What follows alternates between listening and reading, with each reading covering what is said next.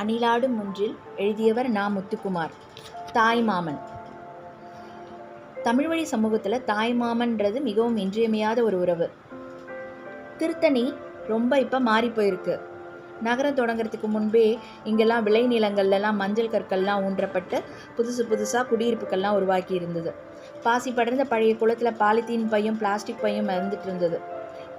குன்றின் மேல் இருக்கிற குமரனும் மட்டும் மாறாமல் அப்படியே இருந்தாங்க.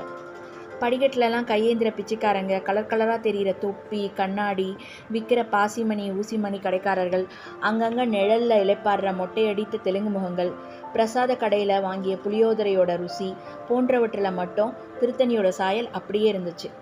நான் என்னோடய மகனுக்கு மொட்டை போட தான் அங்கே போயிருந்தேன். தொப்பி வாங்கி கொடுத்ததுக்கப்புறம் அவன் சம்மதிச்சான் காது குத்திக்க. என் மனைவியோட சகோதரனோட மடியில் தான் அவன் உட்காந்துட்டு இருந்தான். குழந்தைக்கு வலிக்குமேன்னுட்டு நானும் என் மனைவியும் நின்றுக்கிட்டு இருந்தோம் பதற்றமாக. எங்களை விட அதிகமாக அவன் தான். பார்த்துக்கங்க, மெதுவாக குத்துங்கன்னுட்டு காது குத்துவர்கிட்ட சொல்லிக்கிட்டே இருந்தான்.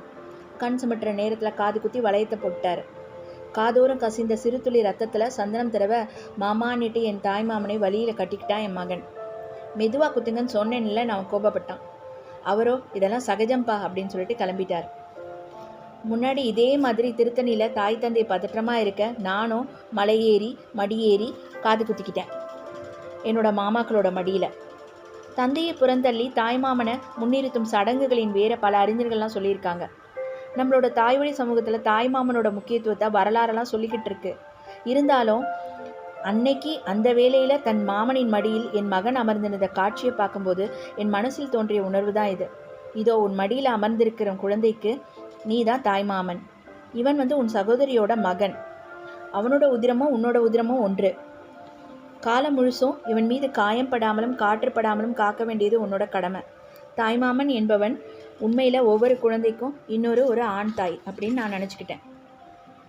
சென்னைக்கு திரும்பி வரப்போ என்னோட நினைவுகள்லாம் பின்னோக்கி போச்சு. என்னோட அம்மா கூட பிறந்தவங்களாம் மொத்தம் ஆண்கள் 5 பேர். ஒரு அண்ணா, 4 தம்பி. 5 மாமாவும் கூட்டு குடும்பமாக ஆயாவோட வாழ்ந்துட்டு இருந்தாங்க. கோடை விடுமுறைக்கு நான் அங்கே தான் போவேன். எத்தனை விதமான விளையாட்டுக்கள்! கண்ணங்களை உப்ப வச்சு பலூன் ஆக்குவாங்க, காற்று போக அதை உடைப்பாங்க. அப்புறமா பம்பரங்கள்லாம் கைமாற்றி விட கற்று தருவாங்க. சாக்லேட் உரைகள்லாம் மடித்து பொம்மை செஞ்சு கொடுப்பாங்க. அதெல்லாம் எனக்கு ரொம்ப பிரமிப்பாக இருக்கும். மொட்டை மாடியில் மேகங்களை உரசியபடி காற்றாடி விட கற்றுக் கொடுத்தவங்களாம் மாமாக்கள் தான். இப்போ யோசிக்கிறப்போ பாலிய காலங்களில் தகப்பன்களை விட தாய்மாமன்கள் தான் எல்லா குழந்தைகளையும் தூக்கி வச்சு விளையாடி இருப்பாங்கன்னு தோணுது. ஒவ்வொரு குழந்தையும் தன்னோட மனசில் உருவாகிற கதாநாயக பிம்பத்தை முதல்ல அப்பா கிட்ட இருந்தோம், அப்புறம் தாய்மாமனிடமிருந்தான் பெற்றிருக்கிறாங்க. மாமாவை போல் ஸ்டெஃப் கட்டிங் வச்சுக்கிறது, பெல் பாட்டம் பேண்ட்டெல்லாம் போட்டுக்கிறது, பின்பாக்கில் சீப்பு சொருகிறது, கண்ணாடி போட்டுக்கிறது, மாமாவை போலவே ஸ்டைலாக இல்லாத மிஸ் திருகிறது, அப்புறம் தலையணையை தண்டாலாக்கி உடற்பயிற்சி செய்கிறது. மாமாக்களோட பாதிப்புகளில் தான் எல்லா சிறுவர்களுமே வளர்கிறாங்க. உள்ளங்கையிலிருந்து தனித்தனியாக கிளை பிரியும் 5 விரல்களைப் போல ஒவ்வொரு மாமாவும் ஒவ்வொரு ரகம். ஒரு மாமா கட்ட விரலை போல் வாழ்வின் வெற்றியை முன்னிறுத்திக்கிட்டே இருப்பார். சின்ன வயசில் அண்ணாச்சி பழ வடுவில் இருந்த உண்டியலை வாங்கி கொடுத்துட்டு பணம் இருந்தால் தான் உங்களை எல்லாரும் மதிப்பான் அப்படின்னு சொல்லி புத்திமதி சொல்லி சேமிக்க கற்றுக் கொடுத்தாரு. ஆனால் எந்த மாமா சொல்லி எந்த பிள்ளை கேட்டுச்சு? சேகரித்த உண்டியலில் தென்னங்குச்சியை செருகி காசு எடுக்கிறது தான் என் வழக்கமாக இருந்துச்சு. இன்னொரு மாமா ஆட்காட்டி விரலை போல் புதிய திசைகள்லாம் அறிமுகப்படுத்தினார். எத்தனையோ படங்களுக்கெல்லாம் அவர் கூட போயிருக்கேன். டூரிங் டாக்கீஸ்லேருந்து டால்ஃபி சவுண்ட் வர நீண்ட நெடிய பட்டியல்லாம் இருக்குது. அந்த மாமாவுக்கு எம்ஜிஆரும் பிடிக்கும், சிவாஜியும் பிடிக்கும். எம்ஜிஆர் கூட சேர்ந்து கத்தி சண்டை போடுவேன், சிவாஜியோடு சேர்ந்து அழுதுருக்கேன். அவர் எனக்காக அளவெடுத்து துணிகளை அழகாக தச்சு கொடுப்பாரு. இன்றைக்கு வரைக்கும் வேறு யாரும் அது மாதிரி தச்சு கொடுத்ததில்ல.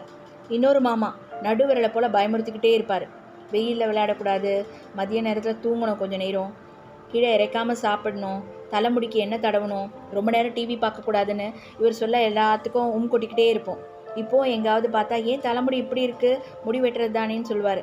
வழக்கம் போல் கொட்டிடுவேன். அடுத்த மாமா மோதிர விரலை போல் பந்தாவானவர். பட்டு வேட்டி, பட்டு சட்டை, மைனர் செயின் பளபளக்க, என்ஃபீல்டு தரதரக்க இவர் புறப்பட்டாருன்னா தெருவே வேடிக்கை பார்க்கும். எங்கள் எல்லாரையுமே பொருள் காட்சி, கடற்கரைன்னு எல்லாத்துக்கும் அழைச்சிட்டு போவார். ஹோட்டலுக்கெல்லாம் கூட்டிகிட்டு போய் பிரியாணியெல்லாம் வாங்கி தருவார். நிறைய உணவுகளை எங்களுக்கு அறிமுகப்படுத்தியிருக்கார். இவர் தான் எனக்கு அறிமுகப்படுத்தினது. இவரால் வானத்துக்கும் கீழே இருக்கிற எல்லாத்தையுமே வாங்கி கொடுக்க முடியும்னுட்டு நாங்கள்லாம் நம்பணும். எங்கள் நம்பிக்கை அவர் அறிஞ்சிட்டு இருந்ததால் அதுக்கு என்ன வானத்தை வாங்கிடலான்னு சொல்லுவார். கடைசி மாமா சுண்டு வரலை போல் எல்லாத்தையும் விட்டு தள்ளியும் சேர்ந்தும் இருப்பார். அநேகமாக எல்லா வாண்டுகளையும் மேய்க்கிற பணி இவரோடது தான். மாமாக்களில் நண்பர்கள் அதிகம் உள்ளவர் இவர் தான். யாராவது இவரை தேடி வந்துக்கிட்டே இருப்பாங்க.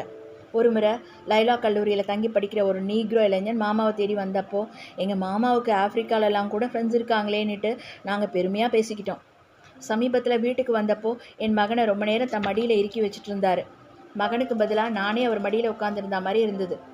இப்படி இந்த 5 மாமாக்களும் என்னோடய பாலியத்தை காயப்படாமலும் பார்த்துக்கிட்டாங்க.